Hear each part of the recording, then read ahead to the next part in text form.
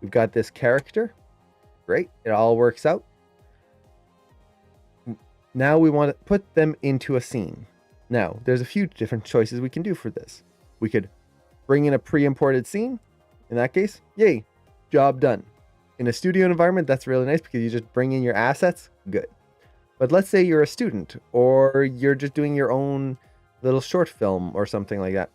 Now you have to start modeling things. Well, if you don't know how to model, this suddenly becomes really difficult. What if I want to put this character in a kitchen? Okay, well, I could put a countertop. That's pretty easy. Polygon, cube. I'm just going to do this super roughly. You put that in there.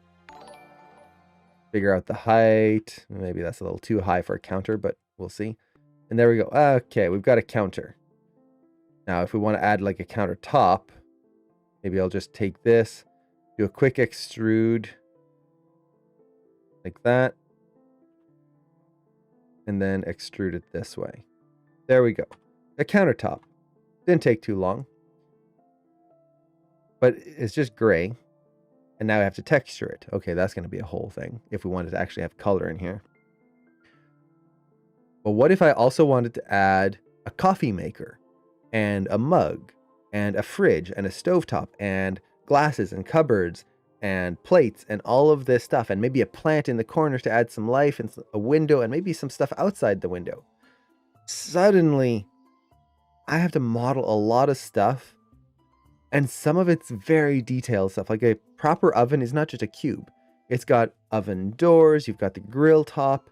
If you've got if you want to do it like a gas burner, you have to do the whole burner thing. You've got all the knobs and dials and all of this, and then you have to texture it and color it, and it becomes huge if you want a detailed environment. Usually we don't get to do that. We just do these simple little things. Now, is that bad? No. Honestly, I would much rather have just a simple environment than a hugely complex one, and I would usually rather see that, as long as the idea of the animation comes through. That's the important bit. And YT Displant, congrats on going to anim school. That's awesome. Hope you have a great time there. Nice. Anyone that gets to follow their dreams and pursue animation, I'm so happy. That's awesome. Oh, you're going to have a great time. So, yeah, simple environments. Don't overcomplicate it. It really doesn't have to be much. But for sake of argument, let's say we do want to have a nice environment. Let's say we do want to make something a little bit more complex. How can we do that? Well, let's say we want to bring in an image plane and use that as a backdrop for our character. Another situation, actually, this comes in handy is, like I was saying earlier, you want to animate on a plate. A plate is a live action element behind your camera. Or sorry, behind your character.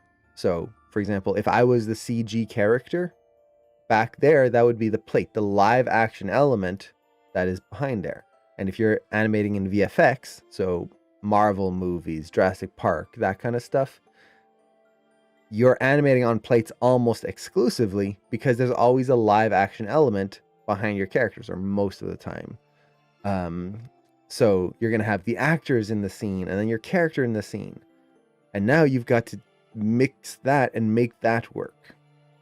Now, usually when you're in a studio, they do that for you. Yay, all done. But what if we want to do that ourselves? We want to get that same feeling in there. So let's bring in an image and see what we're dealing with right at the start here. So when you're doing this, it's always a good idea to create a second camera. Just in general, you should always have two cameras when you're animating. You have your perspective camera. This is your work camera, the persp camera. And then you should create a new one. So I'm going to go to create cameras, camera. This is going to be, we'll just call it our shot camera. And I'm just going to switch my layout and switch to the shot camera right there. So for anyone who's new to Maya, I just clicked on this double icon on the left side here. This switches to a 2-pane layout. And then I went to panels, perspective, shot camera. If you want a quicker way to do that, just right click on the camera icon right here and you can switch to any of your cameras right there. I just forget about this all the time. I'm so used to going to panels. So we've got our second camera right here. Now in this view, I'm actually just going to take that camera and scale it up just so we can see it, see what's happening. Okay. And let's turn on our textures and turn off our NURBS curves. We're not going to need to see those. So we've got a camera in our scene. Great. We can start staging things, all that good stuff. But let's bring in our plate, our live action environment. To do that, I'm just going to go to View, on this camera, go to View, Image Plane, Import Image. Now you could import in a movie. I prefer images or image sequences. So let's do that here. I'm going to go to my desktop and let's bring in a kitchen scene. So this is our kitchen right here. Hit open. There we go. We've got a kitchen and we can put our character in the scene. Aha! Pretty simple. Except there's a few things that are not going to be working here. The first and probably most important is that your perspective is not going to be quite right. So let's kind of show this with a cube. If I take a cube here and put it in the scene and try to rest it on the countertop, let's say right here, notice how the perspective doesn't match quite right. Like it's kind of there, but if I try to line up this edge right here, if we look at the front edge, see how it doesn't line up? The camera's lens length, the focal length of the camera, is not matching the focal length that the image was taken with. We've got a mismatch, which means that as the character moves through the scene, the perspective won't feel right. They'll look like they're on a green screen instead of actually in the environment. This is the number one issue with most plates that you're going to deal with, is trying to match that lens length to the lens length of the camera when you took the image. Now, if you take your own image, you can actually find that out. You just right click on the file the image file that you took, and on most modern cameras, it will tell you the focal length, all the information of the camera right in there. So right from there, you can take that, put it in. We don't have this in this case. We just have a straight image. So that's problem number one. We need to match that perspective. Problem number two, we're going to have our character here in this kitchen, but as they move through the scene, they just kind of float in front of the image because, well, it's an image. They don't go behind the counter. They can't interact and move around the counter. We're just stuck with this. That's not great. So we want to be able to have our character interact with the environment. If you're animating a creature on a plate or a character on a plate, maybe they're in a forest, you want them to be able to go behind the trees, then in front of the trees, and weave through the trees, not just be stuck just on the front. So how do we do that? How do we add that extra depth to our scene easily? There's a few different ways we can do it. Honestly, we could cut up the image and make multiple image planes and then stack them in front of each other. That could work, but the main issue with that is now you don't have interaction. What if we want the character to lean on the counter? Now we need shadows to interact with the counter and actually hit right here, at least simply. So there's a lot of different things that we have to deal with here. And a lot of it seems very complicated. It seems like it's going to be a real hassle to deal with. But surprisingly, it's not too bad. As long as you know the tools and the techniques to do it easily and roughly. This is not going to be like a picture perfect absolute match. It's going to be close enough for animation. That's all we need. We are not trying to make the perfect match move here. So, how do we deal with this? Let's start with problem number one. We need to match the perspective of our camera to the perspective of this image here. So, to do this, what you need to do is take your image and figure out the focal length. And once again, you can do that if you've taken the picture yourself, look through the properties, or even just look at your phone or your camera, look at what lens length you're using, jot it down, write it down. If it's an image from the internet, like this one right here, we can use a free program here called, let me bring it up here, F-Spy. And let me actually get you the link for this. Should have prepared the link before, but that would have been the smart thing to do. So F-Spy. It's totally free. It's a very small program. And essentially, it's used to figure out focal lengths from an image. So the way you use this, let's bring in some images here. Let's bring our kitchen right there. So we brought in our kitchen. And what we want to do is just move these markers to follow key points on our image. So let's figure this out. Honestly, there's a lot of numbers here. You'll see very, very many numbers, all sorts of different things. For most cases, you're going to want to use 2 vanishing points. That's going to make it easy to get the focal length. The axes honestly don't matter. Right now, it's a Z up world. We're not going to be worrying about that, so it doesn't really matter. All we're interested in is the focal length. All of these other settings I'll go over in a little bit if we need them. Settings on the right, honestly, we're not going to need most of this. All we're going to need is this one right here, focal length. So you check that, and we want this number, this value down here. Okay, so let's set this image up. So I'm just going to take my x-axis. This is going to be my side-to-side axis. And I'm just going to line this up to elements in the scene. So I'm going to take this first front counter right here. Just line up my 2 points so this line goes along there. Let's take this other one here. Line that up to that front counter right there. Okay, somewhere around there. Now I'm going to take my Y, the green, and line it up to this element right here. We're starting to get that perspective line. Let's look at it with color just to make sure I'm getting that right on. Right there. Okay. I think this needs to be a little lower right here. Just going right along that edge. And then let's use the other one and find another edge. We can go over here maybe. Right there. Let's give it a little space so we can nudge them around. Okay.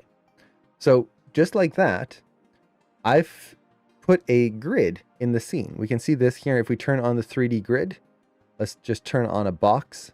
So we've got a box here that we can move around the scene.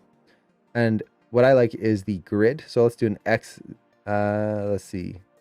Which grid? This one, X, Y. So now we've got a grid here that we can move through the scene and see if it lines up with our elements. And it looks like it's working pretty well. It's following the countertop right there. If I move it to the oven right here, it's following along. Let's switch this to a ZY. See how it's following the top. So I'm just looking at any straight elements. This is kind of the key here, is that you're looking for straight elements. And I'm seeing how all of that's lining up. I feel like the countertop there, or sorry, it's falling pretty close. I'm just double checking all my perspective lines using this. And let's do one more right here. Follow that. And it looks like we're pretty good. Everything's matching pretty well. So with that, we know that our grid is pretty accurate. Now we go down to our focal length here, and well, here's our value, but it's kind of deceptive at first. It's saying that the camera lens length is 40 millimeters right now, 40.7. But that's not quite true, because this is using a custom camera. Like, this goes into camera anatomy. But right now the sensor size which is the sensor that the camera actually takes the image from, is not set correctly for the camera that this was shot from. And honestly, it's going to be hard just finding an image online to know what camera they took a picture with. So don't use the custom camera for most scenes, but just pick a selection of different cameras, usually the more common, like Canon cameras. So if I take a Canon 5D, well, the millimeter size says 40. Let's go here to a Nikon 26. Ooh, big difference there. Let's do a D90, 26. Let's do a Sony A55, 26. So judging by the cameras, like if I select the more common newer brands, most of them are saying this is a 25, 26 millimeter lens. That's probably what I'll end up going with. If you use like older cameras, like a 35 millimeter camera, this is an older camera, you've got a 40 millimeter. And that's, again, it's just the sensor in the camera. So we have to be careful with this. And you could just jot down both numbers. Right now we've got like 25, 26-ish, maybe 25.5 and 40-ish. So I'll just write down those two numbers and then I can test both, see which one works with my current image plane. Okay, so we've got our focal length done. Quick and easy, simple program, don't need much else. I'll leave this open on the side here. But another thing to keep in mind is the image size right here. We're going to need this in just a second. So let's put this over to the side and finish setting up our scene. So I'm going to turn on the resolution gate right now so we can see the framing of the object and the scene. Notice how there's a gap right now. This is because the image I used is not 1920 by 1080. It's actually a little cropped. So I'm just going to open up my render settings right here and switch my image size to match the image size that I'm seeing in F-Spy. So 1476 by 17 or 714. There we go. Now it fits perfectly. Done. This just makes sure that it works nicely. If you do need a 16:9 aspect ratio, just resize the image, crop a little bit on the sides, make it a 16:9. In this case, I'm doing it this way, imagining that this was the image that I wanted to match perfectly. Like maybe it's a cinescope, wide, really wide angle camera. So we've got this. Great. Now let's set up the camera itself. To set up the camera, the first thing I'm going to do is I'm just going to create a polygon plane right here and just scale that up. We're going to be using this kind of like how we used the grid in F-Spy to make sure that our perspective works without having to do a whole bunch of modeling and putting objects in right from the start. So we'll just put that in there. We'll also move our character out of the scene. I'm just going to drop him way down here because we don't really need to see them yet. We'll bring them back when we need to. So let's put this in wireframe like so. We're just seeing this nice wireframe of the shot. And what I'm going to do is first, let's actually get rid of the grid. We don't really need to see that. First, I'm going to put in the value that we saw. So let me check once again in F-Spy. Let's put it to the Sony A55. So let's say 26.5. We'll use that as kind of a starting point. So I'm going to select my camera, go to the focal length right here, 26.5, right there. And then I'm just going to move the camera and look at how the grid lines up with things. Now, if you need to see this a little bit bigger, you can do a couple of things. You can use 2D pan and zoom to just zoom in like this. Another thing you can do is go to panels, tear off a copy, and just make this nice and full screen right here, like that. So now I can really just look at this, see if things are lining up. And right now it doesn't feel like it's quite lining up. See how this line is following the countertop, but this one is not. Now, when you're dealing with images like this, it's always good to double check other elements. Like this feels like it's lining up here a little bit, but not quite. Okay, so let's switch our focal length. So I'm going to select the camera again. Let's switch this down to we said 25. Let's see how that works. So it's going to be a little bit of like number fiddling right here at the beginning. That's normal, and that's totally fine. So lining things up. This feels a little further off. Just a little bit. See how the countertop here, we're getting this quite a big offset here. So I might need to tweak it a little bit more.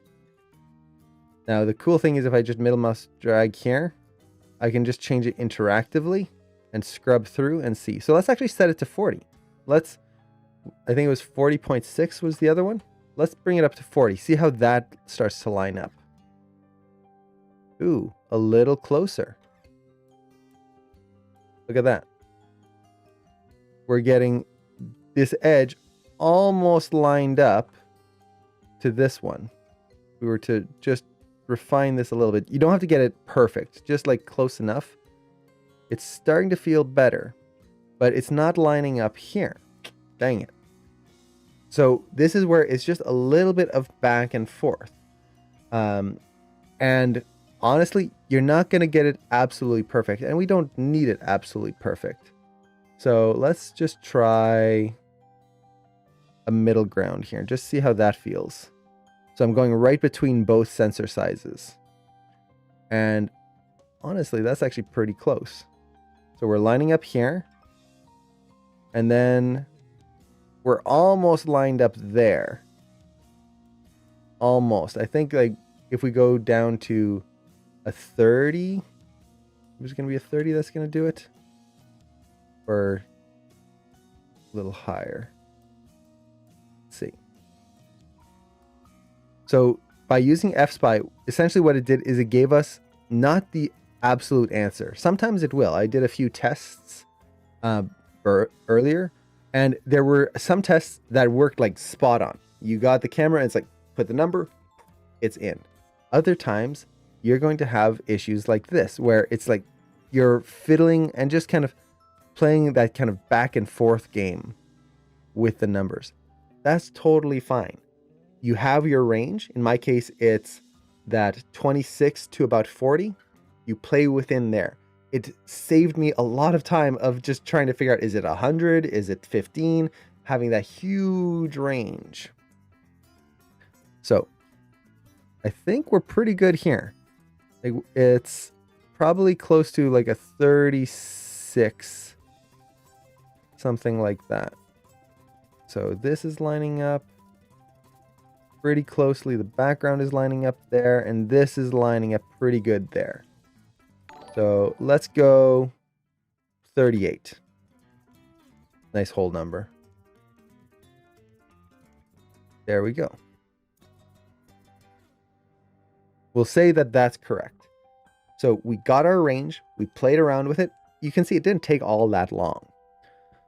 But now we have a scene that kind of matches. And it's always good to rotate this and then double check your vertical lines as well.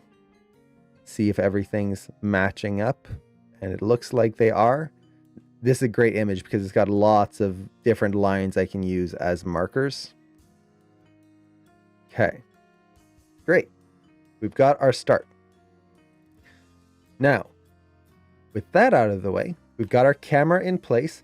I'm going to lock the camera for now, so I don't accidentally move it and like mess up my angles here. So I'm just going to select the camera and then click on this camera lock icon. You can also, if you want to do it the old-fashioned way, select the attributes right here, right click, lock selected. It's the same thing. So this is just a little faster. Now I can't move that camera. See, can't move it at all. So with that, we need to actually start building our scene. And this is where it doesn't really get tricky. It just takes a little bit of time. So I'm going to match my scene with just some simple objects. The old-fashioned way. Yeah, before in older versions of Maya, this was the only way to lock a camera. So you'd select this, right-click, lock selected. Now they've added this fancy button, which is very nice. I love this button quite a bit. So it helps a lot. It's just much faster, especially when you just need to lock it momentarily and then unlock it, versus always having to jump into the channel box. So let's create a polygon cube. And we're going to use this as our counter. And essentially what I'm going to do is I'm going to take this cube, and the first thing I'm going to do is I'm going to move the pivot point down to the bottom of the object. So the way I do this is hold down the D key. This will allow you to move the pivot point, D as in delta. I'm going to select the Y axis, so it just goes straight down. And then I'm going to hold down V, which is the point snap button. You can see all the snap tools right up here. If I hold V, see how that highlights? That's point snapping. The snap tools, the shortcuts are X, C, and V. X is grid snapping because an X is like a grid. C is curve snapping, and then V is point snapping, or you could, the way I was taught it, vertex snapping. So hold down D, hold down V, and then middle mouse drag on the point you want to snap to. Boop, right there. Now it's right on the bottom. Now I'm going to, actually, let's put it to a corner. That's actually going to be more useful for us here. So I'm actually going to snap it right there. As long as I don't select an axis here, I can snap it in all three directions. Now I just want to line it up to the ground because our character has to stand on the ground. I want things to line up there. So I'm just going to put this to 0.5. This will line it up to the grid right now because our cube is a scale of 1. So half of that. If you don't know the scale of your object, hold down X and then middle mouse drag and you can snap it to the grid. Okay. So with this, I'm just going to scale it up to start. And don't worry about the size right now compared to your rig. It doesn't matter. We're just building the set. The rig, we don't even need it in the scene right now. So what I'm going to do here is I'm going to find a corner that I can match up with this one right here. So let's zoom in here and bring this corner maybe right here and line up that edge right to that corner there. So with that, I can now, let's zoom out a little bit, scale this up till it matches the countertop right there, the height, right around there. And then scale the depth till it matches the back. And now scale it out until we get to that point there. Ta-da! Done. And Walk, thanks for the reminder, keeping me alive. So there's our counter right there. If I want to create a little bit more, honestly, you don't actually have to create much because we do have the image here and the character. We only really need to create the objects that the character interacts with. So if they're going to interact with this counter and maybe the island here, that's all I need to create. If they're never going to interact with the oven, I don't need to touch that. But let's say I just want to do that for the sake of demonstration, or maybe I do want them to go to the oven. I'm just going to take, in this case, the cube here, and you can either just create a second one and duplicate it and move it, or you can get fancy and extrude. So I'm going to select that face, extrude it out until it reaches that corner right there. And then take this face, extrude that out right here. So something like that. Now the counter does have a lip to it, which is actually bringing this face a little bit further forward right there. That's totally fine. I'd rather have the character be able to interact with the top of the environment versus this corner right here. So I'm just going to bring this forward a little bit. It's up to you. It really depends on what the character is interacting with. So we've got that island right there. Let's create another cube. And actually, what I'm going to do I'm just going to duplicate this island to start because this should pretty much be the same height for the island. Let's delete the extrusions we already did. So I'm just going to delete all of this, all of this. We do have a hole in the object. So now I can just select this edge, shift right click, and I'm going to select bridge. This will connect two edges together and put a face in there. You can also shift right click and select fill hole, which would do the same thing. I just like the bridge tool. So let's bring in our other counter right there. And since we know it's about the same height, we can just kind of move this roughly into position there. I think it's going to need to be a little thinner. So let's get that first edge in place right there. Thin this out right here. And it looks like the height's a little off right there. So we'll do something like this. Actually, oh, I know what it is. See how this edge is bent? Is because I adjusted that face right there. So this is throwing off our lines. Always double check. So to solve this, I'm just going to take that edge, snap it to match this one. You'll notice that the scene that we're creating, at least the start of it, everything is lined up straight. Everything is perfectly in line. We're taking all of our straights from the scene, using that to build our blocks. From there, we're going to be able to do the random elements if we want to. But if we're starting to do big rotations here and all of that right from the start, it's going to be a little harder to double check that things are actually straight. So there we go. Now it's lining up properly. So there's our base right there. Let's make the top of this. So I'm going to extrude the top, boop, right there. And then just extrude all of these faces around, out, boop. Something like that. And the front and back have a little extra extension because this is actually like a tabletop area. So this is going to go back here. This is pretty much flush back here. So I'm just going to add a little lip there. And then this side, whoop, there we go. See how it's all matching? It's really cool. So we've got all of that. Let's add one more block right here for this whole fridge unit area. So I'm just going to create a new polygon cube. So let's do the same thing. Snap the point to a corner. If you snap it to a corner, it makes it easy to match up to things. And in this case, I want this corner here to sit right next to this. So I'm just going to hold down V and middle mouse drag to that corner. It snaps right in. Let's scale it up. And we see that front edge is lined up. So let's get the back edge lined up, which should be around there. Boop. There. And let's get that height in there. Just right off screen, like so. There we go. We've got our environment in place. Nice. Okay. Let's bring our rig in there.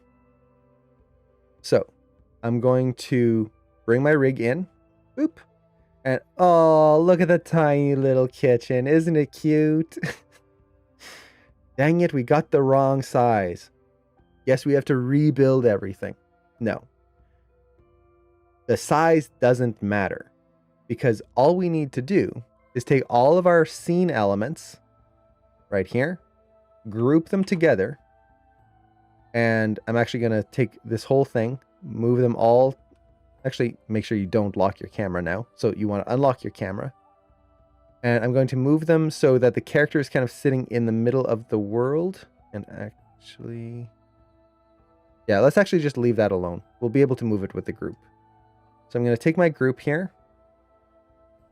I'll just shift the pivot point to the center of the set. And now you'll notice that if I move the whole group, see how the image here is still lining up? And let's make sure we can see the whole image. There we go.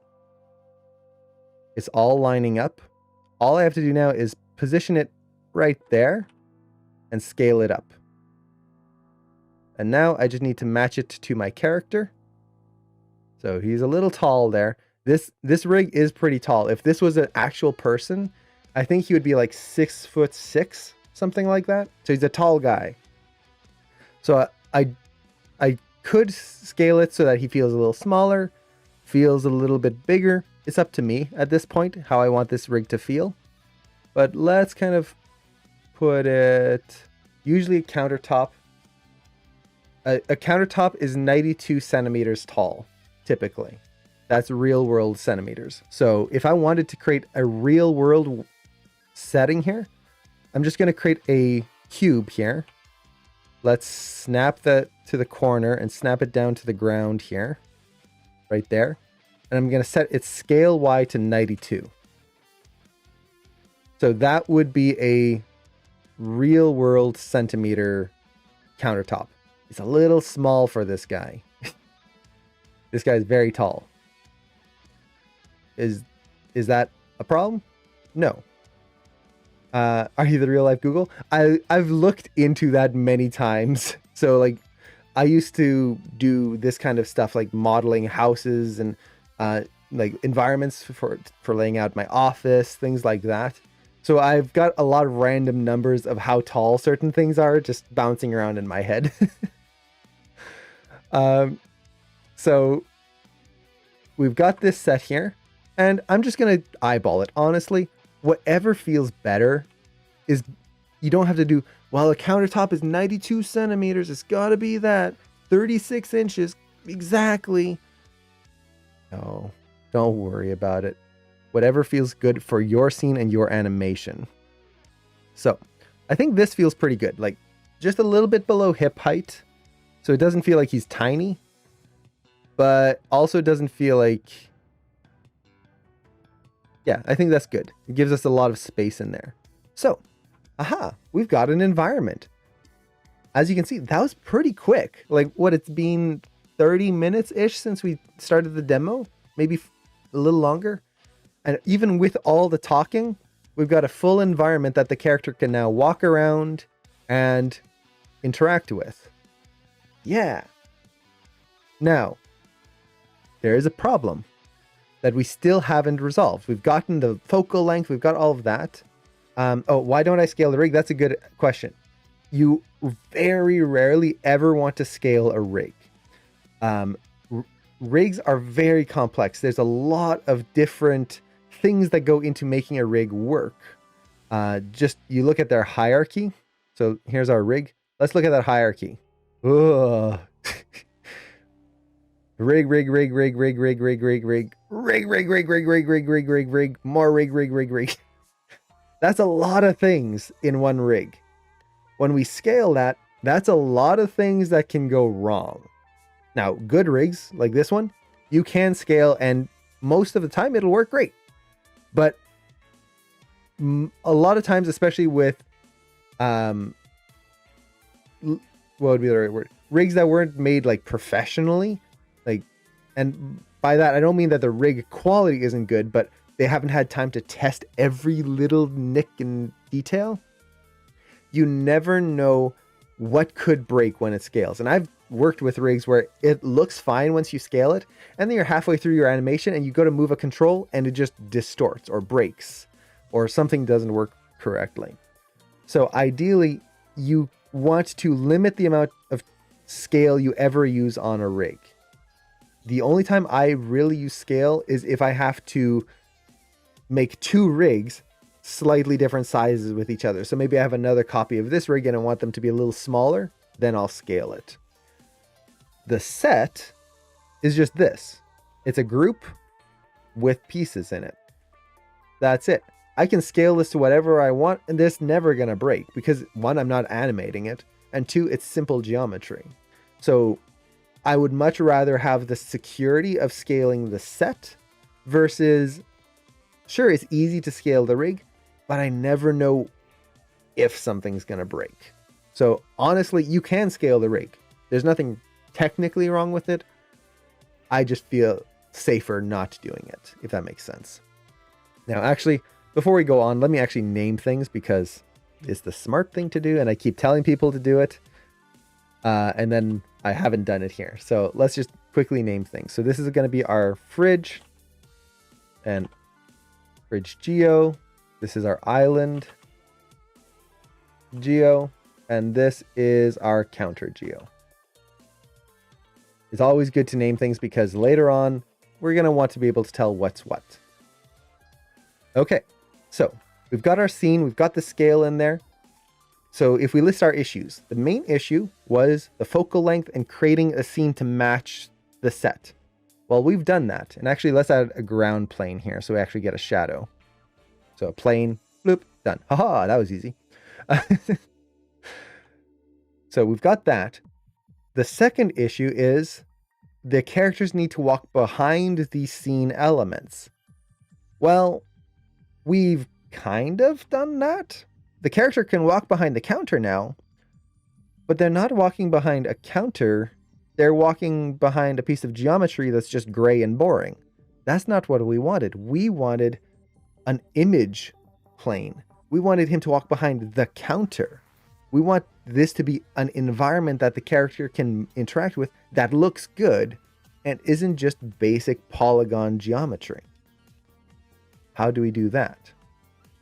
Well, let's work on just this counter first. The way you do this is I'm going to take this object, I'm going to right click, and I'm going to assign a favored material down here. So basically a favored material is just this collection of quick, easy access materials. And I'm going to add a surface shader. A surface shader is a material that is pure color. It does not get affected by lighting. It doesn't get affected by anything else. It's just a color value. So if I take this now, you can see I can put this to whatever color I want. And it's pure color, no shading. Well, we don't want just a plain color. We want a specific color. We want the color of the image plane.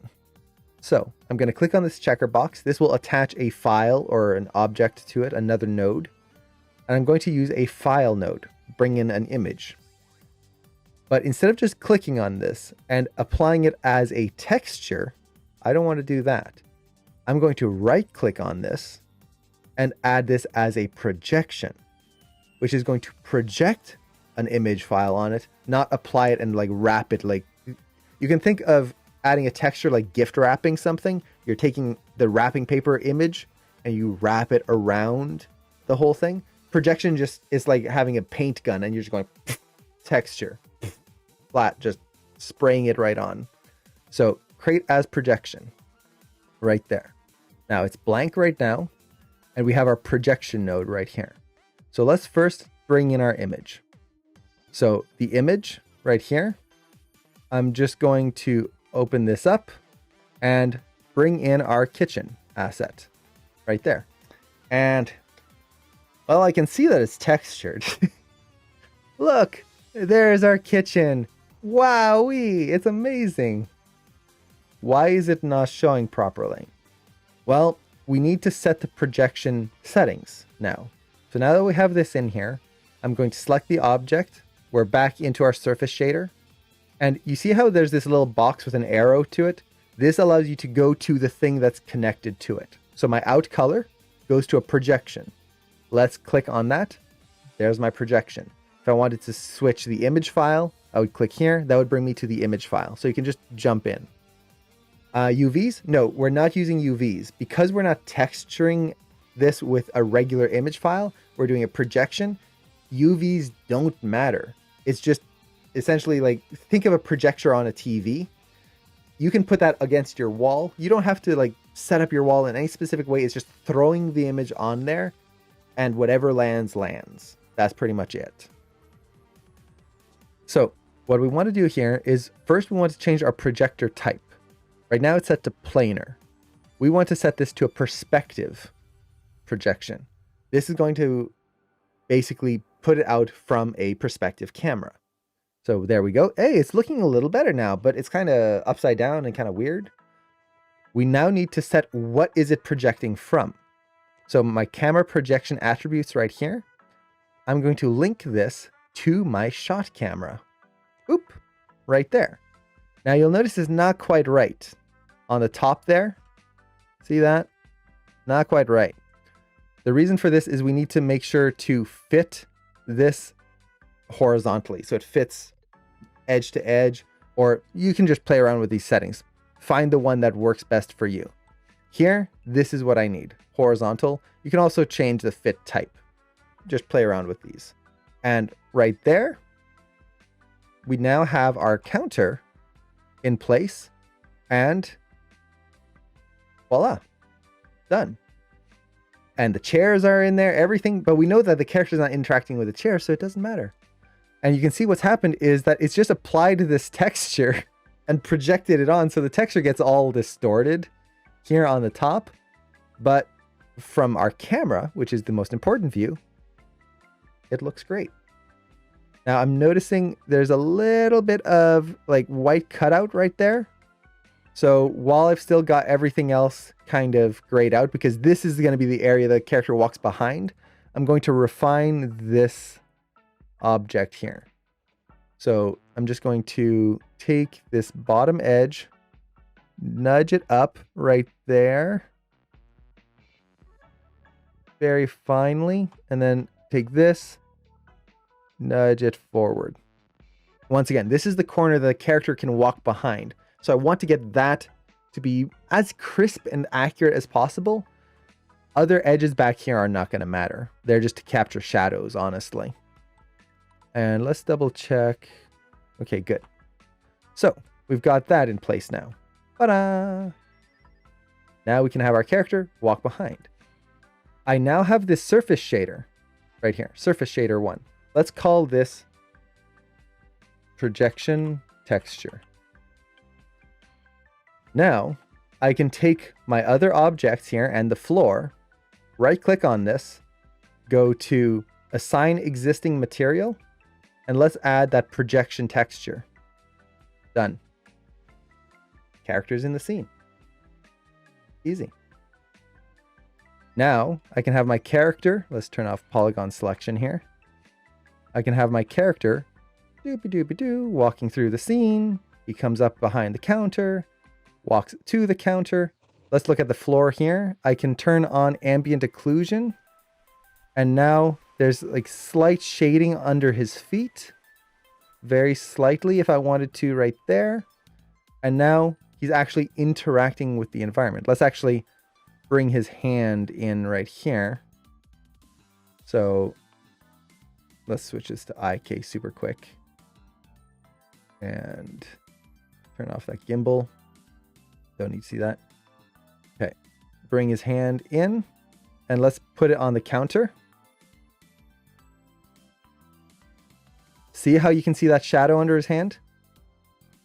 Very slight. Right there.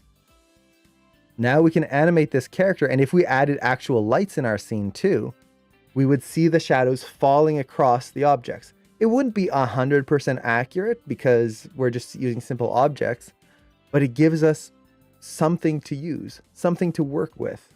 That's pretty quick and easy. Now I'm noticing I'm getting a little cut right here. See that? I can just take the face of, oops, not his pants, the top here, and just raise this up a little bit. Just scooch that up, and now there we go. So you're going to have minor adjustments, but honestly, we're going to be looking at the view from way out here. So if there's a little misalignment, usually you're never going to see it. So we've got all of that in place now, which is pretty quick. Like in less than an hour, we've got an entire, man, my voice is all scratchy now. Got that smoker voice. There we go. Now we've got an environment that our character can interact with in less than an hour, and it's all set up. Yeah, thank you for the reminder.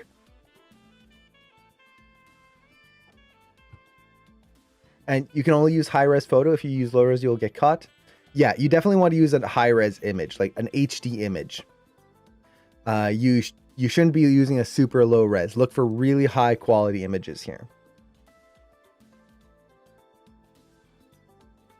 It won't create an uncanny feeling? No, Not really. Think of Who Framed Roger Rabbit. You've got a literal cartoon character in your scene interacting with a real world environment, and it felt good. It's definitely going to feel a little different, but that's not a bad thing. It's just going to be a different feeling to it. Yeah, Cool World. There's so many shows like that. If you want to create a little bit more stylized, you can take your image here, put it through a Photoshop filter to make it stylized, maybe cell shaded or something like that. Now you have a 2D style environment that the character is in, but you're still using that image as a base. Now I'm just going to go in here and I'm going to show none and then just show polygons this way, and actually image planes. I'll need that right there. Voila. Now we're not seeing any other elements in there. So with this, we now have our scene pretty much ready to go. But you'll notice that there's still some issues. For example, I want him to hold the counter right here. But let's turn off selection highlighting there and show manipulators. There's a piece of bread there. His hand should not be in front of the piece of bread. The bread should be in front of his hand. Okay. How do we do this? How do we get it so that his hand is behind the bread? Well, we just create some simple objects. And honestly, they can be really, really simple. So I'm going to create a polygon cube for the cutting board. This will allow us to find where the bread is. Once again, same things as before. Snap to the corner. Oop, right there. Then I'm going to bring this up onto the counter. So it's resting right on top. And I'm going to find the corner right here. So bring this over. Boop. If you can find corners, it makes it a lot easier. Here we're going to have to start rotating things. That's totally fine. Bring it out right there. And then down. Let's actually... Oops. See there? I just accidentally moved my camera. Make sure you lock it once you've got it in place. We do not want to accidentally move our camera or else it'll throw everything off. So I'm going to go in wireframe mode here just to get a little bit better idea of how to line this up. So right around there. The exact size does not matter as long as like you're dealing with straight edges. It's pretty simple. The only problem is when you start dealing with more complex edges. So for example, the bread, we're going to want to put a little bit more care into what we do. So with that, we now have a cutting board in place that we can hide behind, and it's a little, yeah, right there. That's good. Now let's add, actually, I think it's a little taller, judging by the thumb there. Oh no, wait, that's the thumb just cutting through the counter. There we go. So now we need to make the bread. How do we make the bread? Well, we know where it's going to sit, at least that. I'm just going to create a, what do I want to create? Let's create a polygon cylinder.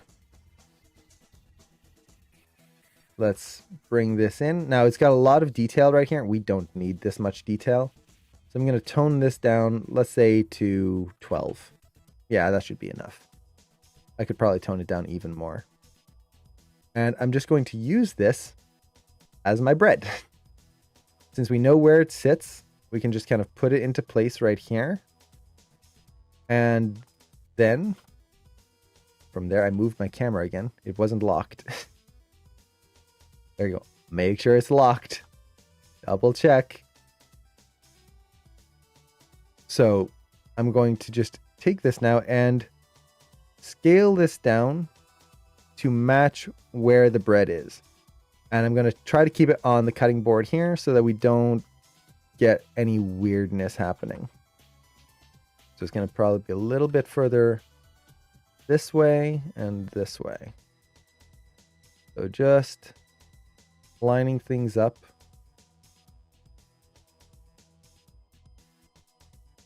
So something like that. But you'll notice that it's not quite right. Let's actually move his hand out of the way so we can see this a little bit more clearly. See how that back edge isn't really following? Well, at this point, I've got the object pretty much where I need it to be, and we don't need the actual details on the main body. It's just the silhouette value that we're really interested in. So at this point, I can just take the vertices of the bread here and start moving them around, and we can actually do this in this view here. So we just take the vertices and boop, nudge them to match. So something like that.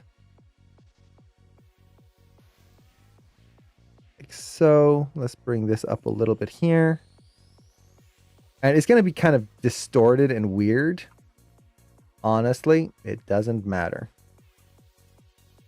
If my character never interacts with it, and if I don't have a shadow falling in on it, it can be as simple as we need it to be. So it's really just there to obstruct the view, not to be a prop that the character lifts up and does something special with. So I just do something like that. Now, the more detail you have, the more you're going to be able to shape it around the object and not have sharp edges. So once you do something like this, it's probably a good idea to insert some edge loops right here and soften the object. So now it's a little softer right here and rounder.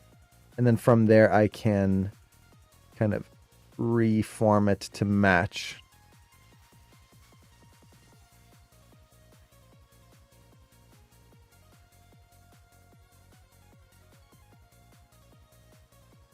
So something like this. And I'm doing this super roughly. You can spend a little bit more time on this if you want.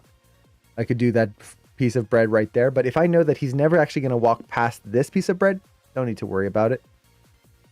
Right there. So now let's go into textured view. Yeah, we're getting, need a little bit more at the top here. Something like that. There's our beautiful loaf. You can see it took all of 2 minutes to make. There we go. Now I can just take both of these, assign our projection texture. Done. Now his hand goes behind the loaf. And you can see there's a little edge there that I could get a little closer. But once again, we're going to be looking at the shot from way over here. So if there's a little bit that doesn't quite work, meh, not too bad. Take care of the bread, please. French guys are watching you. I used to be a baker, so I appreciate good bread, especially French bread. French bread and a baguette. Oh, now actually, like, if anyone's ever had just like a fresh baguette and you just eat that, like, just take a whole baguette and you just like take a chunk and eat it. A little bit of butter, maybe some cheese. So good. I haven't had that in years. I want that so bad now. So good. Or good French bread, good sourdough. Oh, sourdough is so good. If anyone ever gets to San Francisco, or if you live near San Francisco, lucky you. I would recommend the Boudin Bakery. It's near Fisherman's Wharf. If you ever somehow make it, especially in today's climate, make it there. Check out the Boudin Bakery. They have great sourdough bread, and their bread bowls, which is basically soup in a bread. So good. So good. I've gotten distracted. I could talk about bread all day. And then bread leads to cookies, leads to pastries. Oh, we're going to be here forever. But right now, we have a set that we can use to move our characters around, and it works. There we go. And any elements that you find that your character is going to interact with, or like especially go behind at that point, like for example this lamp here, he's pretty tall. I want that lamp to be in front of him. Once again, it's just take a object. I'm going to take a sphere here in this case. Because we have the base world set up, I can use that to line up where I want the object to be. I want it to be This lamp would probably be right on the middle of the island there, right around there-ish. It doesn't have to be absolutely perfect, in this case because it's from the ceiling. And then I'm just going to use this, whoop, line that up. Get pretty close there. Let's see, go to wireframe and let's move him out of the way. Just make sure we're getting the shape close. I think is pretty good. There's a little nub right there on the bottom edge, which I could be fancy and kind of like extrude a little bit there. But honestly, not super important. You'll notice I'm scaling from the center. That's kind of annoying most of the time. If I snap the pivot point to the very tip there, I can line that up, get that centered in my view. And now as I scale, I can line things up much faster. So right there, let's do the other one. Just for the heck of it. Whoop, move it over. Right there. And because of the perspective, it works. And we're not going to have any interaction with the top half, so I can just leave them as spheres. This is the beauty of this, is it's very fast because you don't have to do a lot of complex modeling. Once again, right click, assign favorite material, or sorry, existing material because we already created it. Projection texture. There we go. Now, when we come back here, turn on our textures, it looks exactly the same, but as the character walks through, there we go. Done. So that's pretty much the demo. A short demo today. Usually the demos are like 2.5 hours. We did like, I think just under an hour. Wow. It's a land speed record. But you can see that you get a quick environment that looks really good. Your character matches in it. So as the character is walking, the perspective doesn't feel weird. It's not like as he's going through, it feels like a green screen where suddenly it's too big, too small, or whatever. You can interact with it nicely. So I can have him come through up to camera here and all done. And it took me an hour to do an entire environment. And honestly, if I was doing this on my own and not talking through it, it would have taken me like 30 minutes, 15 minutes, something like that. The hardest part is just figuring out the exact camera lens length, because we have to make a lot of assumptions. We don't know what camera they used. We don't know what the sensor size on the camera is. So you use F-Spy to get you the range, kind of approximately where you want it to be. And then you can go from there. Honestly, you don't even need to use F-Spy. As long as you bring in an image, put a polygon plane, and then bring up your focal length until the grid matches any straight lines, that's really all you need. F-Spy is just narrowing things down for us. That's all it's doing. So, yeah. I hope that was interesting. I hope that helped. And if anyone has any questions on that, definitely let me know. Now, another thing we can do, this is kind of aside from the demo, but let's say we want to push this even further. The next thing I can do is add some lighting, because right now, as you can see, if I turn on lighting, there is none. So let's add some quick lighting in here. We're not going to try to make it photorealistic. That's not the goal here. The goal is just to make it feel like it maybe fits in a little bit better because we've got like these strong sunbeams right there. So let's do this. Now, the first thing with lighting that you need to be aware of is that there are a lot of different lights in Maya. By default, we have ambient lights, directional lights, point light, spotlight, area light, volume light. Each one of them has a different purpose and a different time that we want to use it. Ambient lights, you never want to use. Ever. Don't use an ambient light. They are terrible. Ambient lights are basically a global illumination of sorts. And you can see if I create this, it's just flooding the scene with light. There's no direction of the light. It's just like light. illuminate everything. It's like light is coming out of every pore, every surface. That's not how light works. Now, usually people use ambient lights to kind of fill in shadows so things aren't pure black. I don't even use them for that. I would much rather use other lights to fill in the shadow than deal with an ambient light. Ambient lights just kill the depth, kill the life of a scene. The only time I'll use ambient light if I want to do kind of a tune effect, but even then there's better ways of doing that. So ambient light, don't use it. Directional light. Directional light is probably one of the most useful, especially when you're doing outdoor scenes or anything with sunlight. Sunlight is very specific.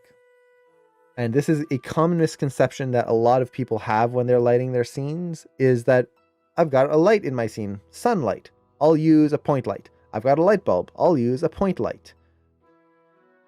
You don't want to mix them together. The reason for that is distance.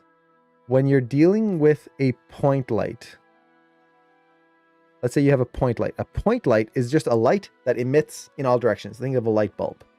And you have the light going phew, phew, phew, phew, like this. Now, if you've got your character here, beep. You've got your character there. Let's give him big ears. You've got your character here. That light, the rays of light are going to hit the character with different angles. See how everything is emitted from this point? So you're getting this. All of these different angles of light hitting your character.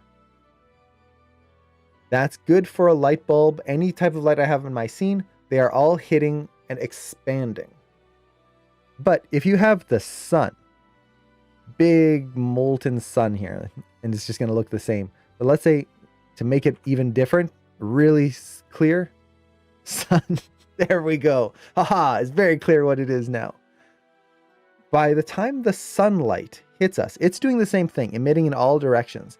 But we are so far away, way over here. By the time the light beams reach us, all the ones that went off in different directions, they're just going in different directions. We are being hit by straight rays. It's just this one narrow beam that's managed to hit us. So when we have sunlight hitting our face, let's kind of clear this out here. Let's say this was the sun. The light is hitting us straight, which makes very distinct shadows and very distinct lighting on the surface. You cannot mix and match. You will be able to tell the difference between a directional light versus a spotlight or area light, and it's not going to feel quite right. So we see sunlight here through the window, which means I want to use a directional light for this. A little bit of light anatomy right there. So directional light is a light that just shoots rays from an infinite distance to an infinite distance. Straight rays. Point light, like we were saying before, is a light bulb. It's light emitted from one single point, and you can see how we can get the spooky face right there. Make it very creepy. Spotlights are spotlights. They point light in a cone in a direction. So you can see right here. So I can angle this. You're just getting this point light like a flashlight. So your spotlight is just going like a flashlight. A point light is going in every direction. So this is very useful for a lot of different lighting setups. Then you have area lights, which are personally my favorite type of light, but unfortunately they don't always work really well. So like you can see here, the lighting just isn't working on this rig for some reason. So, and I've had this happen in a lot of scenes. The area lights don't always work. So they are personally my favorite because when you render an image, they create more realistic lighting than a point, which a point light is like one tiny point that's emitting. an area light is like a panel of light that's emitting and also going out. So it's like a nice mix between point and spot. Now, if you do want to use those in your scene, you can use the Arnold lights. So Arnold has its own lights and it has its own area lights right here. And those do work in the viewport. So if I scale this up, you'll notice, oh, but it's not working. Arnold lights, you have to really crank them up. So I'm going to take the exposure here, put that up. Now we've got some light right there. So you can use this, but the problem with Arnold lights is that they sometimes don't work well with Maya's default lights for just viewport lighting. So if I'm going to use Arnold lights, I just use Arnold lights typically, unless I use a directional light. Directional lights I use for anything, as long as I have sunlight. And then, yeah, I don't mix and match too often. Let's see. I used to use an area light that I put super far away with super high intensity because I had issues with directional light's radius value. Couldn't get rid of the super sharp shadows. Yeah, so if you're having issues with that, a very far spotlight or area light works pretty well. Actually, area light is better. So lights, they are picky. This is why most of the time I don't recommend lighting scenes, because you're going to find a lot of issues with them. And if you don't know what you're doing, or if you're like totally new to it, you're going to waste a lot of time trying to make something work without really understanding why it's not working. I'd much rather be animating. So, play around with them quickly. Don't worry about the super finesse for these types of scenes. So for me, the first thing I'm going to do is I'm going to create a directional light, and then let's just angle it so it kind of matches the shadows that we're seeing right here. It's not going to be perfect. Essentially, we want him to be lit from the screen right side right there. Something like that. The shadows are kind of hitting the floor and the back table. So I'm assuming they're coming from this window, coming in from a high angle right up there, and then pointing down. So I want that nice high angle there. Let's go with something like that. Again, this is not about being photo accurate. If we were doing an Arnold render and trying to put this in like the VFX render, then I will be much more precise on where that sunlight is going to be. So something like that. Now let's fill in the shadows. To fill in the shadows, again, I usually like area lights. They're not working for me right now. So I'm going to use a point light. And I'm just going to take this point light, bring it out, and I'm going to bring it far away. The closer you have it, the more you're going to get like one tiny shine. What I want is the feeling of the light bouncing into the room and then bouncing back. That's one of the big things with lights, is that they don't just light and that's it. They bounce around the scene. And unless you're rendering, you're not really going to get that in the viewport.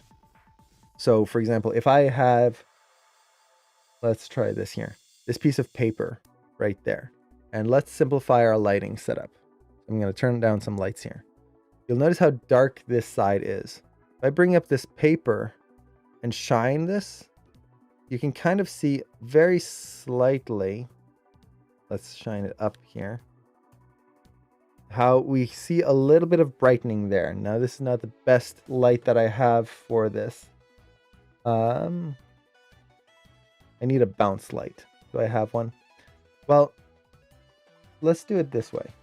I've got another sheet of paper here. So if I do this, I'm going to block the light there, but you can still see that this is it's lit. It's not in pure shadow. That's because the light over here is bouncing off of this and lighting this side of my face. I'm not using a color. And actually the flashlight, very nice. That's a good idea. So let's turn on my phone's flashlight here. There we go. Haha. So I'm pointing this at my face. Very much you can see the lighting in there. Now let's actually just do this. So I'll do this and then point it there. See how my face is still lit up? I'm not pointing my light at my face.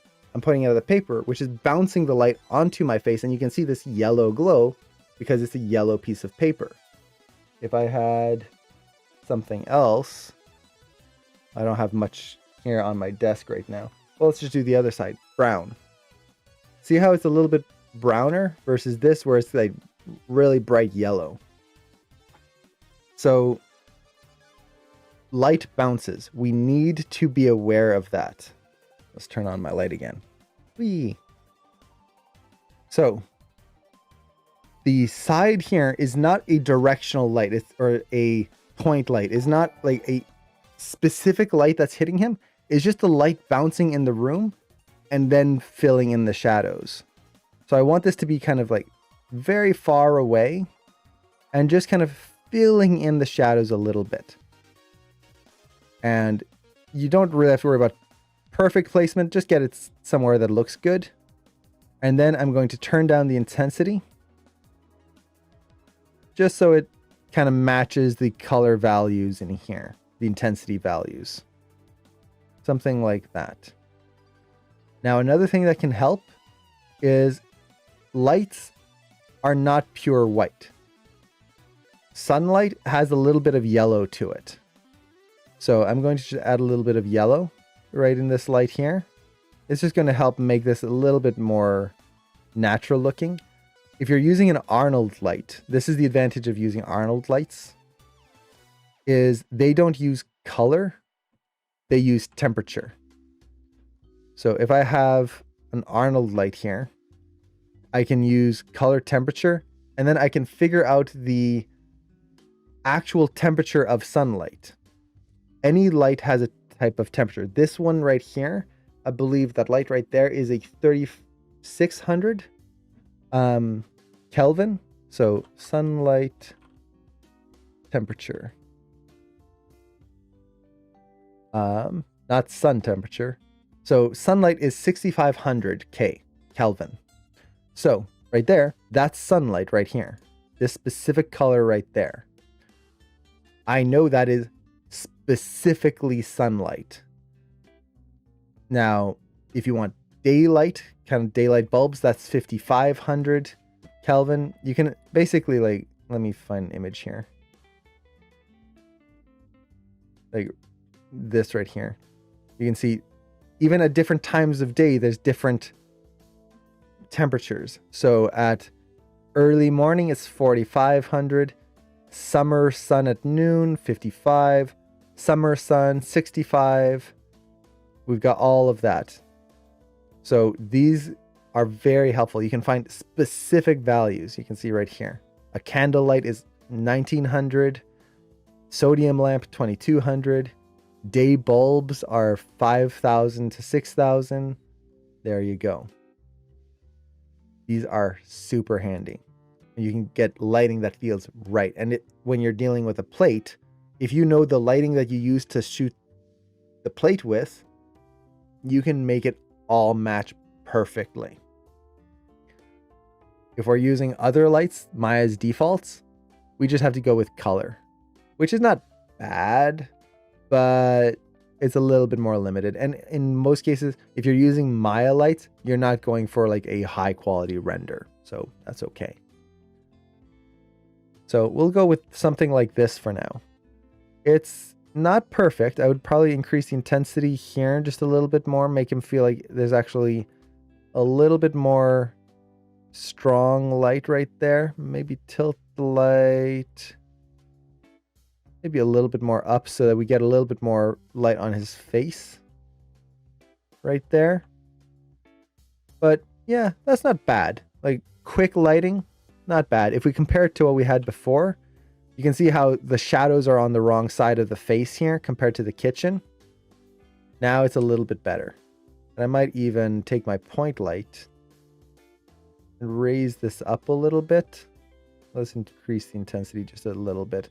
So we have more shadows on the lower side of things versus the upper side right there. Like that. So it matches a little bit more. Now, you can turn on shadows in your viewport right here, but as you can see, it doesn't really work that well. So I'm not a fan of Maya's viewport shadows, unfortunately. I wish it was a little bit more like Blender with like high quality shadows. You can do it if you do it right, but in this case, it's going to be very wonky. And yeah, Sir Wade did a great video on how to get really good viewport 2.0 lighting. I think I did a demo on that a while back. If you really want to get like high quality environments. But at least for now, this is pretty good. We've got a decent range here. Can I animate it in Maya and render it in Blender? Yep, you can do that. You would have to export the animation as an Alembic cache. So I would have to do a whole stream on that. That's going to be a whole other topic. And then I have to learn how to do quick renders in Blender. But yeah, it's totally possible. You can do that for all sorts of different things. Oh, he'd covered Alembic exporting? Nice. Nice. I'll have to look at that video. I think I must have missed it. And Lollipop Man, yeah, he did a demo on that. Nice. So yeah, I usually use Arnold rendering. That's the renderer I'm used to. I always wanted to try Blender's render though, Cycles and Eevee. It just looks really cool. I do love Arnold though. When you know how to use Arnold, you can get some really nice lighting. So actually, do I have a file here? I think I showed this before, but where is it? I was trying to find the file. Yeah, so this was a render I did for this rig, the Darius rig, using Arnold. Isn't Arnold too real? No, not at all. You can get some really nice effects with that. So this is all Arnold render right there. Let's see. Do I have any other renders that I've done recently? I can't think of any off the top of my head that I have easily accessible. So this was just me testing the rig, trying to get the different color values set in for the character. But you can see a little bit nicer when you have that Arnold render in there. Actually, I think I might have a close-up of his face here. This was for a GUI picker. So the nice thing with Arnold is that you get that nice subsurface scattering, which you get with lots of good renders. But yeah, you get that nice skin material right in there. And I actually did do a couple of demos on using Arnold and how to get renders like this. They should still be up, I believe. If not, I can re-upload them. So yeah, Arnold rendering. Honestly, the biggest thing that's limiting me with kind of doing more rendering stuff is my video card, which is very old. And whenever I try to render, it just kills it. So I'm going to have to, I want to invest in a good video card before I do another rendering stream, as well as update to a two computer streaming setup, because rendering takes a lot of CPU and GPU, which is what OBS uses to stream. So the last time I did a rendering stream, like the moment I'd hit a render, everything on the stream would just bog down and be choppy. I don't want that. So if I had another computer, I could pass it through there, and then the stream would be nice and crisp and clear as we're doing the rendering. So yeah, I definitely do want to do more Arnold stuff because there's so much cool things you can do in it, and it's really nice. And surprisingly not that hard to use. So overall though, like coming back to the scene just for some final notes, you can see that creating a simple environment isn't all that difficult, and surprisingly doesn't take all that much time. Once you get the camera perspective in there, that's the hardest point. From there is just matching objects and just scaling them, and a little bit of extrusions if you need to. You could get even fancier if you wanted, but very simple. Like, look at the geometry we have in here. Almost nothing. But we've got this nice, complete feeling in our scene. And the cool part is, let's say I've got all of my stuff in here, and at some point I go, you know what? I feel like the character is a little too big for the set. I just put everything in that set group. There we go. Now make sure my camera isn't locked. And we can just do that. So there we go. So don't worry about having to readjust things later if you need to. So there we go.